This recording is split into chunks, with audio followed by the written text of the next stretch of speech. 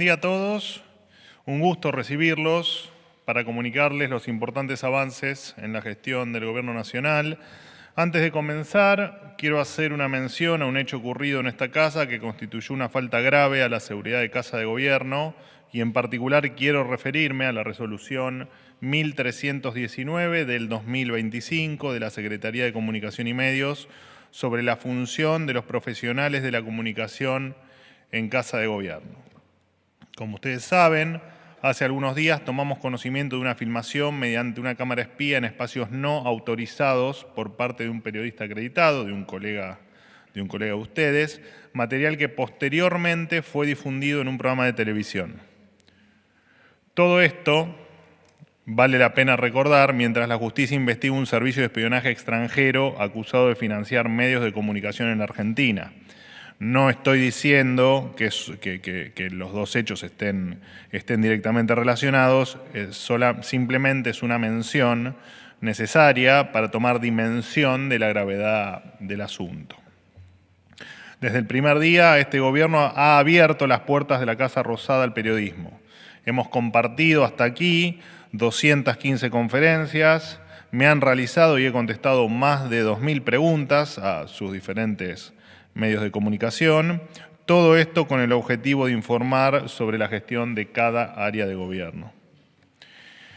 Bajo ningún otro gobierno han tenido tanta libertad para decir lo que quieran, cuando quieran y donde quieran. Es por eso que sorprenden algunas declaraciones que han realizado en los últimos días, señalando el cierre temporario de la sala de prensa como una supuesta amenaza a la libertad de expresión. Incluso han llegado a decir que queremos cerrar todos los medios de comunicación. Tratemos de razonar juntos por un segundo. ¿Les parecería normal que un periodista se infiltre, por ejemplo, en la Casa Blanca, en los Estados Unidos, con lentes espías y no haya ningún tipo de consecuencia? Por suerte, para varios periodistas, colegas, por supuesto de ustedes también, es evidente que esto efectivamente está mal y así lo han expresado. Ya lo hice en alguna entrevista, pero el reconocimiento para ellos que a pesar de ser colegas, cuestionan cuando las cosas están mal. Después de una semana de evaluación, Casa Militar, en conjunto con la Secretaría de Comunicación y Medios, adoptó un nuevo protocolo para evitar acciones como las ya señaladas. Esto es simplemente hacer cumplir la normativa. No es censurar la libertad de expresión, no es amenazar al periodismo, no es construir un helicoide para silenciar voces disidentes. Estamos plenamente a favor de la libertad de prensa y somos el gobierno que más la ha impulsado, pero no vamos a permitir de ninguna manera que detrás de ella se cometan actos que pongan en riesgo la seguridad nacional. Los invito, por supuesto, a retomar la actividad diaria a partir de hoy y de no mediar nuevos inconvenientes, pronto todo va a volver a la normalidad. Ahora sí, paso estrictamente a la gestión de gobierno para contarles que ya entró en vigencia el acuerdo Mercosur-Unión Europea. Este acuerdo comercial se cerró tras 27 años de negociaciones y fue aprobado por la nueva configuración del Congreso en febrero pasado. Implica que los argentinos le ofrecerán sus productos con mejores condiciones de acceso a uno de los mercados más grandes del mundo, integrado por 450 millones de personas y que representa cerca del 15% del PBI mundial. Fruto del acuerdo, la Unión Europea va a eliminar aranceles para el 92% de las exportaciones del Mercosur por un valor aproximado de 61.000 millones de dólares. Además, brindará un acceso preferencial para otro 7,5%, equivalente a 4.700 millones de dólares. Se trata de la mayor zona de libre comercio del mundo y un impacto directo para industrias como la automotriz y la agropecuaria. Estos son algunos de los rubros alcanzados por el acuerdo: carne bovina, carne aviar, pesca, mariscos, miel, azúcar y arroz, etanol y biocombustibles, frutas frescas, procesadas, jugos y vino, aceites vegetales, alimentos procesados, lácteos, maní y sus derivados, legumbres, productos orgánicos con certificación, cuero y manufacturas de cuero, madera y sus derivados, textiles, indumentaria y calzado, autopartes y vehículos, químicos y plásticos, maquinaria y manufacturas industriales específicas, software y otros servicios profesionales como ingeniería, arquitectura, diseño y producción audiovisual. De esta manera, todos estos sectores podrán exportar sus productos y servicios a la Unión Europea a precios más competitivos. Además, el acuerdo también va a potenciar las inversiones porque la Unión Europea es la principal fuente de inversión extranjera directa en la Argentina, con un stock cercano a los 75.000 millones de dólares, equivalente al 40% de la inversión extranjera directa local. Antes vivíamos en un país que, lejos de potenciar el talento argentino, asfixiaba a los productores con infinitos obstáculos y regulaciones ridículas. Nos llevaron a pensar erróneamente que para proteger la industria argentina había que restringir importaciones y cerrarnos a las oportunidades que nos ofrecía el mundo. A tal punto llegó el delirio que la ex vicepresidenta Cristina Kirchner, hoy presa por corrupción, llegó a hablar en 2022 de un festival de importaciones que dejaba al país sin dólares. Sí, en 2022, en pleno gobierno de Alberto Fernández y en una de las economías más cerradas del mundo. Hoy estamos dejando atrás el pasado de irrelevancia y ostracismo para ir hacia un futuro de seriedad y protagonismo en las relaciones internacionales. La apertura comercial siempre trae más inversiones, más crecimiento y más empleo, y es el único camino posible hacia la prosperidad de los argentinos. Como dije alguna vez en este espacio, cerrados somos débiles, integrados somos grandes. En otro orden de cosas, contarles que hoy se reglamentó el régimen de incentivo a la formalización laboral, o denominado RIFLE, un capítulo clave dentro de la reciente promulgada Ley de Modernización Laboral. Este régimen prevé una importante reducción en el monto de las contribuciones patronales que enfrenta el empleador para todos los nuevos empleados que contrate durante los próximos 4 años. De esta manera, las contribuciones patronales, las asignaciones familiares y el fondo de empleo, que hasta entonces representaban el 19% del salario, ahora pasarán a representar el 2%, es decir, una reducción del 89% de las contribuciones patronales para aliviarle la carga al sector privado. Esto va a incentivar la creación de nuevos puestos de trabajo, permitiendo que cada vez más trabajadores dejen de hacerlo en la informalidad para ahora tener un empleo en blanco. Solo para tomar dimensión del mercado de trabajo heredado por este gobierno en 2023, vale la pena recordar algunos datos. Casi el 50% de los trabajadores argentinos, para ser un poco más concretos, más de 5 millones de personas, lo hacían en la informalidad, en la más absoluta precariedad y sin ningún tipo de derecho. El PBI per cápita de la Argentina no crecía desde el 2007. Argentina era el país que menos empresas creaba en América Latina cada 100.000 habitantes y estaba en el top 3 de países con mayor presión impositiva sobre el empleo formal a nivel mundial, según un estudio realizado por el Instituto Argentino de Análisis Fiscal, conocido más popularmente como IARAF. Al régimen de incentivo de la formalización laboral se le sumará próximamente el Fondo de Asistencia Laboral, más conocido como FAL. Esta herramienta será reglamentada en los próximos días, permitirá asistir a empleadores privados en el cumplimiento del pago de las indemnizaciones. Como señaló el presidente de la Nación, Javier Milei, no hay nada mejor para un trabajador que una empresa y no hay nada mejor para una empresa que un trabajador. Necesitamos recomponer ese vínculo sagrado para que cada vez haya más empresas contratando y más trabajadores trabajando. Con el FAL y el RIFLE, nuestro país está cada vez más cerca de acribillar al gran enemigo de la prosperidad de los argentinos, la informalidad laboral. Por otro lado, comunicarles que el presidente Javier Milei firmó el decreto 314-2026 que pone en marcha el Plan de Adecuación y Reequipamiento Militar Argentino, más conocido, o ustedes lo han publicado como el Plan ARMA. El mismo establece un nuevo esquema de financiamiento para la defensa nacional. A partir de ahora, el 10% de lo recaudado por la venta, alquileres o privatizaciones de bienes del Estado será destinado al reequipamiento, modernización y recuperación de las capacidades de las Fuerzas Armadas. Además, cuando se trate de bienes propios de las fuerzas, el 70% de lo recaudado se destinará directamente al sistema de defensa. Esta medida se enmarca en un proceso de fortalecimiento de las fuerzas que permitió avanzar en la incorporación de nuevos sistemas y en el desarrollo de las capacidades de vigilancia, control y apoyo logístico. Un país solo puede considerarse grande cuando sus Fuerzas Armadas cuentan con el respeto de sus ciudadanos y, por supuesto, con la capacidad para defenderlos.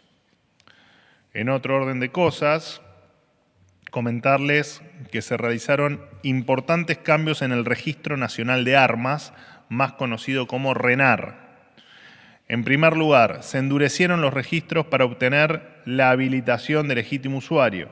A partir de ahora, será obligatorio presentar un certificado médico que acredite condiciones psíquicas y físicas y un certificado de idoneidad en el manejo de armas extendido por un instructor registrado en el RENAR.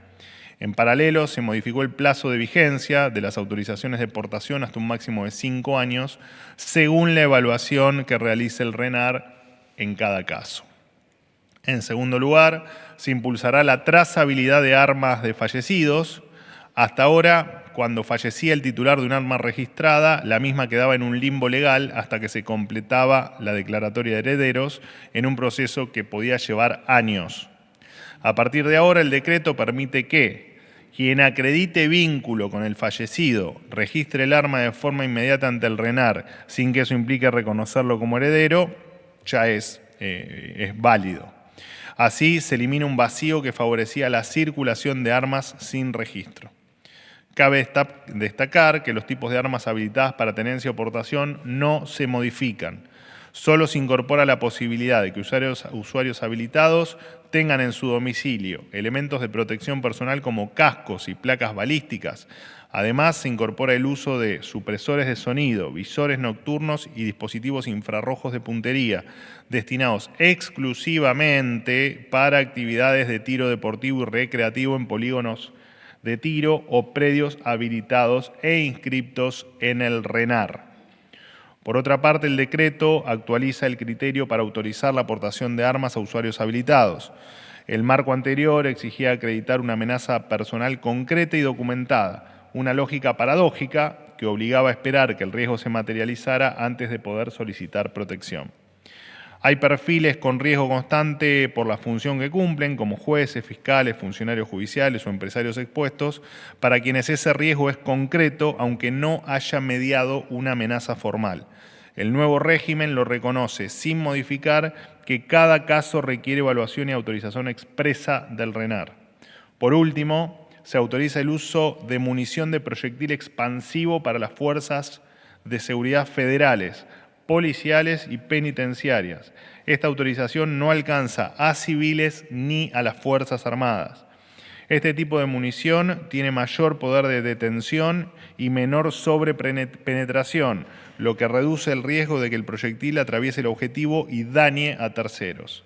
Cabe señalar que el uso de esta munición constituye una práctica habitual en países como Estados Unidos, Reino Unido, Alemania, Francia o Canadá. En otro orden de temas, comunicarles que a través de la resolución 536 del 2026, el Ministerio de Salud de la Nación actualizó las normas administrativas y técnicas que regulan el Sistema Nacional de Sangre. Esta medida permite modernizar todo el proceso de donación y transfusión de sangre y el funcionamiento de los servicios de hemoterapia, inmunohematología y terapia celular del país para garantizar mayor seguridad a los pacientes y a los donantes voluntarios. En primer lugar, la medida reemplaza el modelo de donación de reposición vinculado a un paciente específico por un modelo de donación 100% voluntaria y habitual. En este sentido, se prohíbe explícitamente condicionar, repito, en este sentido, se prohíbe explícitamente condicionar la atención médica o las cirugías a la presentación de donantes por parte del paciente o sus familiares. Las donaciones destinadas a un paciente específico solo se permitirán cuando exista una justificación terapéutica. De esta manera se deja de trasladar la responsabilidad de conseguir sangre a los pacientes y familiares y se garantiza una mayor seguridad en la transfusión, dado que el donante voluntario y habitual presenta una menor prevalencia de infecciones transmisibles. Por otro lado, se actualizan los criterios de selección de donantes, eliminando restricciones obsoletas y se actualizan los tiempos de espera para donar según el factor de riesgo. Asimismo, establece para todos los centros de hemoterapia, bancos de sangre y servicios de medicina transfusional del país la obligatoriedad de informatizar los registros y garantizar sistemas de trazabilidad. Esto significa que cada proceso, desde la promoción de la donación voluntaria hasta que la sangre llegue al paciente, debe estar rigurosamente protocolizado, controlado y auditado. Además, la norma incorpora nuevos lineamientos para el procesamiento de terapias celulares y de componentes esenciales como el plasma rico en plaquetas. Con este cambio, el Estado Nacional asegura que su producción se realice exclusivamente en establecimientos habilitados por la Ley de Sangre. Las instituciones tendrán un plazo máximo de 2 años para implementar los cambios tecnológicos y estructurales requeridos. Con esta actualización, la Argentina fortalece un modelo más seguro, eficiente y transparente para los pacientes y donantes y se posiciona entre los países de la región con los marcos regulatorios más avanzados en esta materia. En otro orden de cosas, contarles que mediante el decreto 312 del 2025 se otorgaron exenciones tributarias a favor de Belgrano Cargas y Logística Sociedad Anónima, Operadora Ferroviaria Sociedad Anónima y Administración de Infraestructura Ferroviaria Sociedad Anónima respecto a determinadas mercaderías destinadas al proyecto de fortalecimiento de ferrocarriles, enmarcado en la emergencia pública declarada por el decreto 525 del 12 de junio del 2024. De esta forma, las empresas estarán eximidas del pago de derechos de importación, tasa de estadística y tasa de comprobación para bienes vinculados a proyectos de inversión ferroviaria, tales como material rodante, repuestos, infraestructura y sistemas, adquiridos hasta el 31 de diciembre de 2025. Además, deberán ser destinados exclusivamente a los proyectos ferroviarios invocados. Por último, comunicarles que la Secretaría de Energía publicó hoy la resolución 11 de 2026 para fijar la bonificación extraordinaria del subsidio energético focalizado en el 25% para los usuarios de gas, que se suma al 50% general que reciben todos los beneficiarios. Esto significa que todos los usuarios de gas natural y propano por red recibirán un 75% de bonificación en el mes de mayo. Frente a la situación internacional, que generó una suba de los precios del gas, esta medida permite aliviar el impacto en la factura final de los usuarios y proteger, sobre todo, por supuesto, a las personas de menores ingresos. Respecto a cuestiones personales, ya di las explicaciones que tengo que dar ante la sociedad y ante la Cámara de Diputados el miércoles pasado. Y si tuviera que dar más explicaciones, las daré en el único ámbito competente, que es la justicia.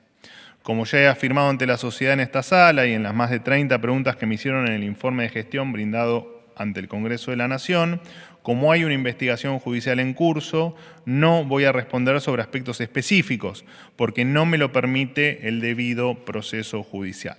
Somos los primeros en respetar la división de poderes y bajo ningún punto de vista obstruiremos el avance de ninguna causa judicial. Bueno, hasta aquí lo mío. Entiendo que hay preguntas de periodistas. ¿Qué tal, ministro? Buen día. Buen día. Rodrigo Jorge, de Radio Mitre. Bueno, entiendo que no va a hacer alusión a su situación que tramita en la justicia, pero sí le voy a pedir conceptos generales respecto de este tema. Específicamente, si se puede contar por qué se ocultaron los viajes a Aruba, a Punta del Este, a Bariloche también otro viaje, y cuál es el monto de la deuda respecto de su situación patrimonial. Y ya esto lo que en realidad le quiero preguntar es ética y moralmente si se está haciendo una autocrítica respecto de un gobierno que levantó una bandera y pidió el voto hablando de la transparencia, contra la casta y contra los privilegios, y después se está hablando en realidad en el marco de la función pública de compra de propiedades y de viajes que en realidad no fueron ni siquiera oficialmente informados. Preguntarle si usted lo volvería a hacer, si se arrepiente de alguna de estas acciones, y qué haría usted, cómo se movería si un ministro del gabinete se encuentra en una situación similar, investigado por la justicia y en la compra de propiedades en la función pública. Esto se lo pregunto como funcionario público y no como ciudadano, no en su vida privada, sino en su deber como funcionario público. Bueno, en relación a mis viajes personales, mi patrimonio y el carácter de mis declaraciones juradas, reitero una vez más los puntos que ya aclaré el miércoles en mi extenso informe de gestión. He afrontado yo mismo los pagos de todos los viajes que realicé con mi familia y que únicamente se circunscribieron a vacaciones personales y de mi círculo familiar, los que jamás estuvieron ocultos para nadie. No se trataron de viajes financiados por terceros en el marco del decreto 1179/2016, ni de obsequios de ningún tipo, y el Estado Nacional no registra ningún pago de costos sobre mis viajes personales. Y es por eso que informé siempre el carácter privado y propio de mis erogaciones. Cumplí con mis obligaciones previstas en la Ley de Ética Pública y acompañé todas las declaraciones juradas que requiere la normativa. Como saben, las declaraciones juradas tienen un componente público y un componente reservado. En el componente público se encuentran los detalles de todos los bienes que componen mi patrimonio, respecto de los cuales, te repito, nunca existió ocultación alguna. Como lo dije, aún no venció el plazo de la presentación de mi última declaración jurada. Será en ese momento en el que se formulará el correspondiente detalle de mi patrimonio integral o de mi patrimonio integral actualizado. Las autoridades judiciales son las competentes para investigar y conocer en todas las denuncias presentadas, así también las actuaciones que se encuentran en trámite ante la Oficina Anticorrupción tienen carácter reservado y han sido puestas a disposición de la justicia. Ya di mi explicación, como te decía, el pasado 29 de abril ante la sociedad, y si tengo que dar más explicaciones, por supuesto que lo haré en el ámbito que corresponda, que es el ámbito de la justicia. Sí. ¿Qué tal? Buen día para Hola. el Destape Web y Radio. La primera vez acá, ¿no? Sí. Bienvenido. En la conferencia, sí, gracias. Por un lado, si podía precisar de quién fue la indicación con más exactitud de cerrar la sala durante estos 10 días, dado que no hubo ninguna medida oficial en el boletín oficial justamente que lo respalde. Y por otra parte, hubo una reciente encuesta de Atlas Intel que dio o predijo la victoria del presidente Milei en 2023, que mostró que ahora el presidente tiene una imagen negativa del 62%, que un 59% según una mala evaluación del gobierno, y casi un 70% evalúa que la economía está mal. ¿Qué le diría a estos argentinos que seguramente antes confiaron en el presidente y que ahora quizás lo dejaron de hacer? Gracias. Bueno, con respecto a los hechos son, por ejemplo, son desde ya de público conocimiento, el tema de las filmaciones a las que yo hice referencia recién en mi alocución inicial, y por supuesto que ustedes lo saben perfectamente, tal vez la gente no. El otro día lo aclaré en una entrevista que me hicieron, en una entrevista radial. La seguridad del presidente depende de Casa Militar y Casa Militar es la encargada de bregar por la seguridad presidencial y efectivamente las medidas que se toman en virtud de la seguridad del presidente, obviamente que corresponde hacerlas a Casa Militar. Por supuesto que en el caso de ustedes me refiero en términos de ser los periodistas acreditados o medios acreditados, y ustedes los periodistas autorizados para el ingreso a Casa Rosada, la Secretaría de Comunicación trabajó en conjunto con Casa Militar, no solo para lo que ocurrió, sino también entiendo que hay nuevos protocolos que están conviviendo con ustedes desde hoy y que por supuesto se irán ajustando a medida vaya pasando el tiempo. De todas maneras, repito, todo es en pos de la seguridad del presidente y de la seguridad en realidad Casa Militar se encarga también del cuidado de la casa y en este caso también es su responsabilidad el cuidado no solo del presidente, sino de todos los que estamos aquí en Casa Rosada. Y en relación, bueno, las encuestas no nos hacemos responsables, por supuesto, por los datos de las encuestas. También lo dije en mi informe de gestión, entendemos que falta un camino largo por recorrer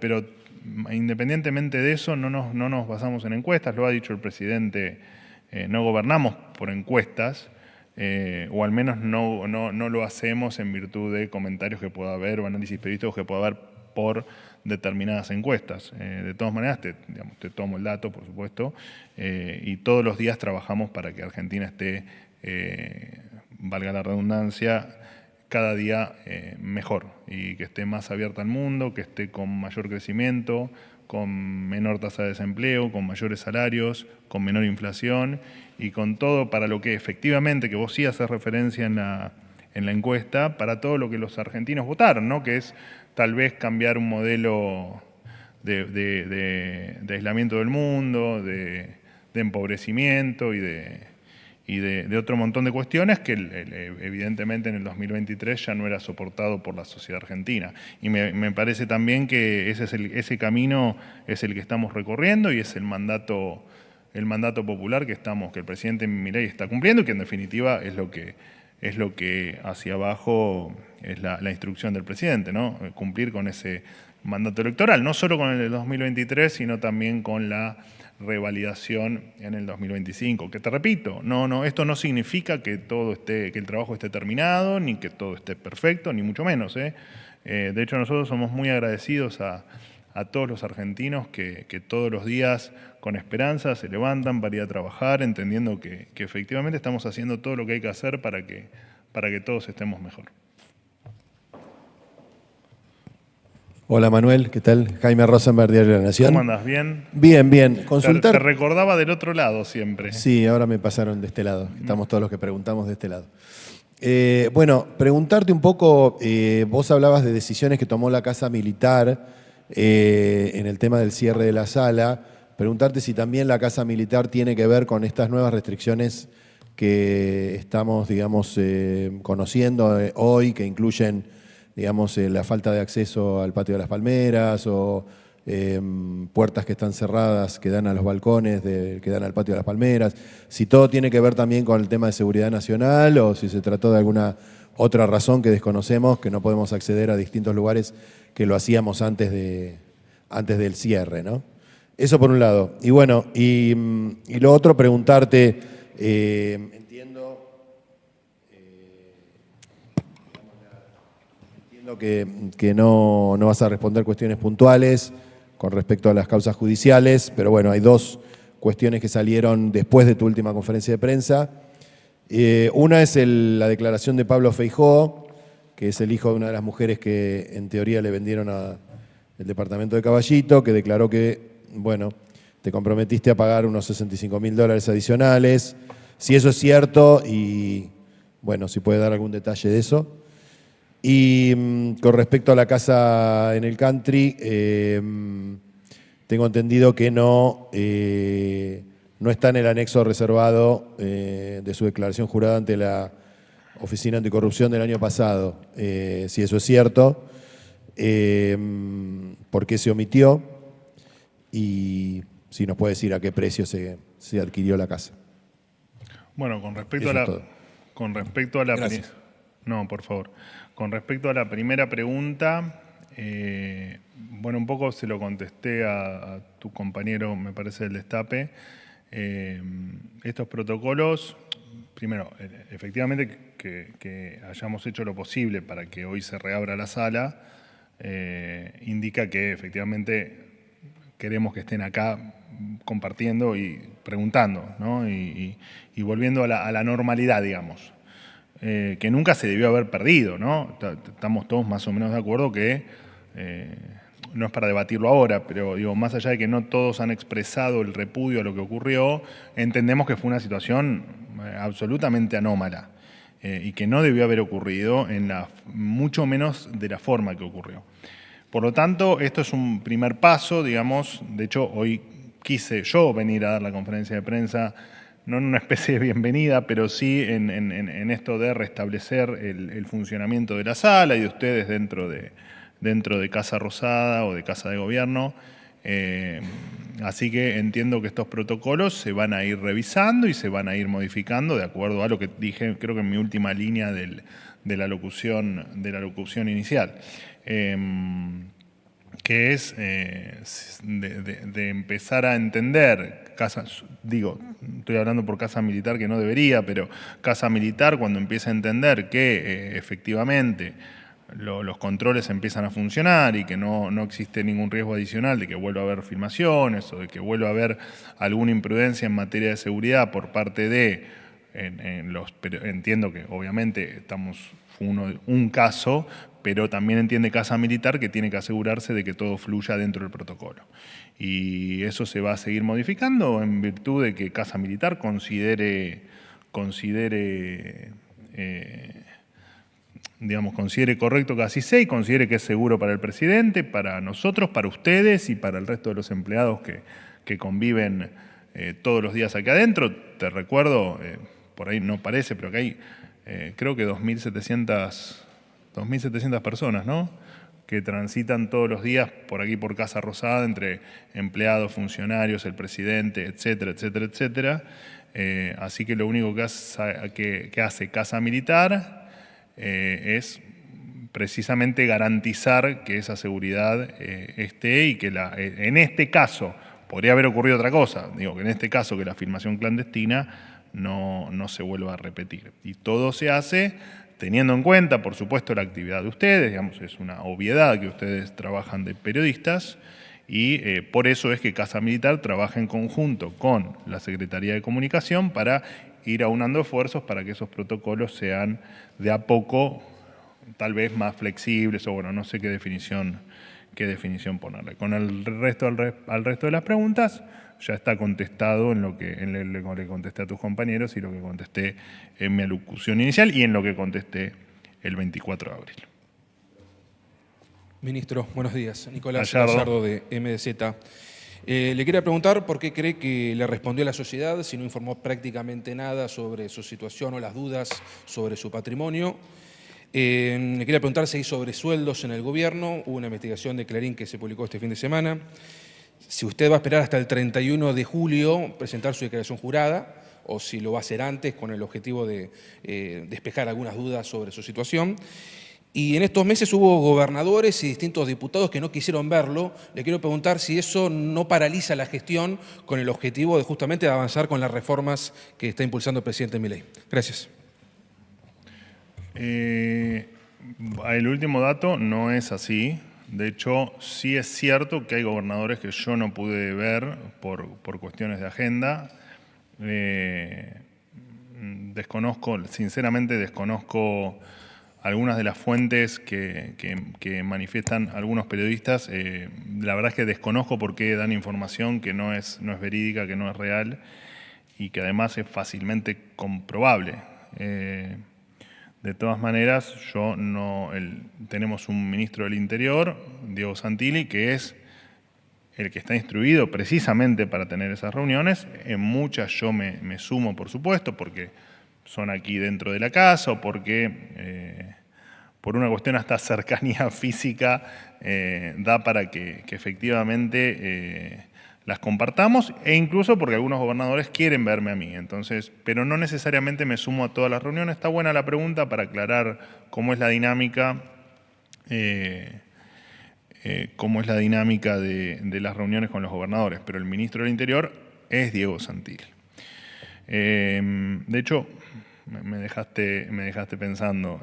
Hablo permanentemente con los gobernadores. Con algunos tengo tal vez más diaria, como se le llama, con otros menos, pero incluso hoy a la mañana tuve comunicaciones con gobernadores. Eso por un lado. Por otro lado, repito, todo lo que... Y después, al final, voy a hacer una aclaración adicional. Cuando hable el último, no sé si sos el último o... Ahí nomás. Todo lo que respecta a las explicaciones, sí, fueron dadas el 29, de hecho dediqué buena parte del final del informe de gestión hablar de todas las causas y hablar del por qué algunas cuestiones, responderlas, era interferir en las diferentes denuncias que me han hecho en la justicia. No, en mi calidad de funcionario no puedo interferir o no puedo decir nada que se pueda interpretar como interferir en la justicia. Así que, bueno, está bien, es tu consideración. Yo creo que respondí mucho y lo demás aparte va a estar respondido en la justicia como corresponde, ¿no? Que es el ámbito donde hay que hacerlo y donde además corresponde, ¿no? Ese es el ámbito en el que corresponde. Sí. No nos basamos no analizamos cuestiones, notas periodísticas nosotros.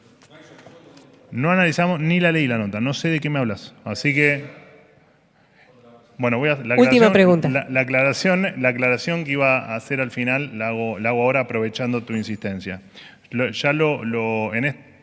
este nuevo orden que estamos teniendo en algunas cuestiones, y en virtud de en algún momento poder ampliar la cantidad de preguntas que hacen para que mayor cantidad de colegas puedan preguntar, lo que les ruego, por favor, es, hoy tuve cierta flexibilidad, pero tratemos de lo que les pedí muchas veces, de que sea una pregunta por periodista. Sí, si cumplimos eso, por ahí, más allá de que me parece que es respeto para todos, creo que en algún momento podemos pasar de 5 a 10 preguntas y todos respetamos eso y que más de ustedes puedan... Bueno, hoy son un montón igual, en general ustedes son muchos menos, pero por ahí vamos a poder llegar al punto donde puedan preguntar todos y sea más, digamos, más extensa la conferencia, pero en pos de ustedes, ¿no? En que ustedes puedan preguntar más.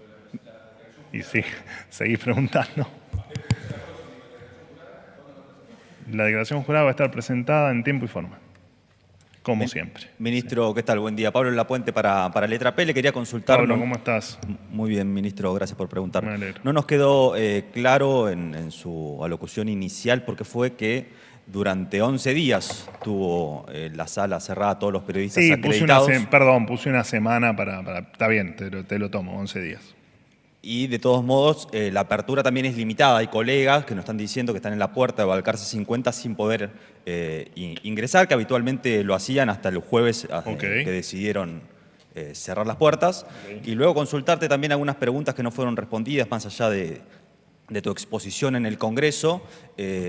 Por ejemplo, si es real o falso que utilizan fondos públicos, como sea autos oficiales o seguridad oficial, no solo para usted en su horario laboral, sino también extendido y también para su esposa y su familia. Y también reiterar un poco la pregunta que le ha hecho acá el colega, que más allá de una revelación periodística que ha sucedido en Clarín, si puede también confirmar o negar algo que es muy relevante y que ha generado también conmoción no solo entre los periodistas, sino entre la sociedad, sobre los supuestos sobresueldos en muchos de los funcionarios. Gracias.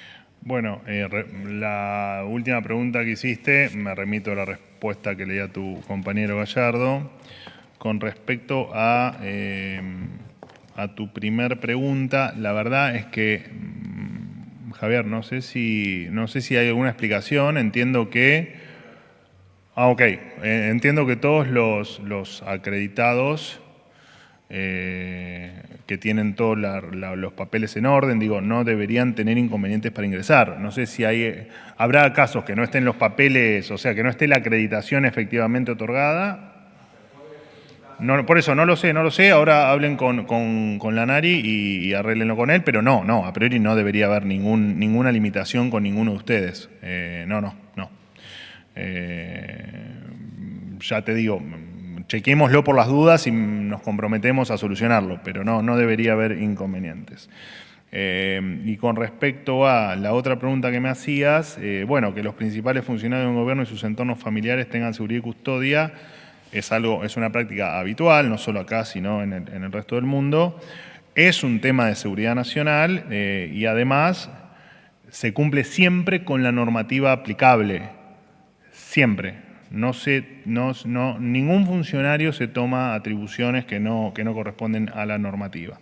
De hecho, el miércoles, en la extensa jornada en el Congreso Nacional, quedó, digamos, más claro que nunca porque esa seguridad es legítima cuando cierto diputado casi que hizo una confesión de que están espiando, en este caso, a la esposa del jefe de gabinete, que vengo a ser yo, pero que claramente eso puede extenderse a cualquier funcionario del gobierno, lo cual es un hecho de por sí penoso y sí, es un hecho de seguridad nacional. Y después, bueno, apenas asumí, aprovecho para responderte lo de la custodia familiar, en mi caso, apenas asumimos, a los 2 o 3 días, no viene el caso que muchos de ustedes lo saben porque yo se los he contado, veo que asienten, a los 2 o 3 días de asumir, mi familia y yo no solo que recibimos amenazas, sino que además vivimos un episodio de violencia en la vía pública. Por lo cual, te repito, por cuestiones de seguridad hay cosas que efectivamente no podemos contar sobre temas de seguridad, custodia e incluso amenazas y demás cuestiones que hacen al desenvolvimiento de nuestra función, muchos episodios que son realmente lamentables y dolorosos para todos, pero especialmente para los que tenemos familia o los que tenemos hijos chicos, pero te repito, todo dentro de la normativa. No hay nada que ocurra fuera de la normativa en ninguna materia, pero menos aún en materia de seguridad, donde somos especialmente cuidadosos. De hecho, fíjense lo que pasó con la sala. Se habla de la sala de prensa en los medios, en realidad es el ingreso de los periodistas acreditados a Casa Rosada, ¿no? Que para que la gente sepa también, ustedes tienen su sala de trabajo, que se llama sala de periodistas, y esta es la sala de prensa donde nos encontramos si y solo si hay una conferencia de prensa. Así que nada está fuera de la normativa y todo es en pos de la seguridad nacional y de la seguridad de funcionarios, empleados e incluso ustedes en el ámbito que les corresponde. ¿Listo? Bueno, muchísimas gracias y vamos a volver al esquema de conferencias que van a ser no diarias, pero sí van a ser, nos vamos a ver seguidos, digamos, las caras. Muchísimas gracias.